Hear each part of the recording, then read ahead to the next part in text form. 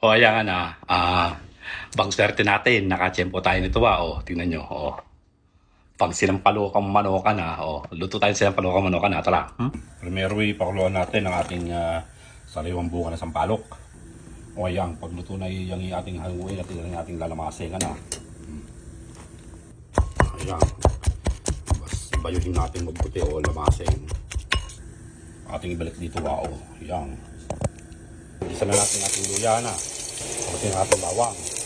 Sunod na natin ating sibuyas na pula. Sibuyas bombay. Hindi natin dito sa mabuti Ayan, pag ito na ilagay na natin ating sunod ang patis. Diba? Pati paminta. Haluin takpan ng kutsa. Ayan, natin ang buksan ilagay ang siling berde. Ang dahon ng sampalok. Wow. Siyempre, lalagyan natin ang pinakuluan natin sariwang sampalok. Ayan. Ayan, lamasin pa natin sa sabaw para lalong lumakas ang katasan ng asin. Ayan, ating tapaluin ang maluto Ayan Ito na ang ating sinampalukang manok.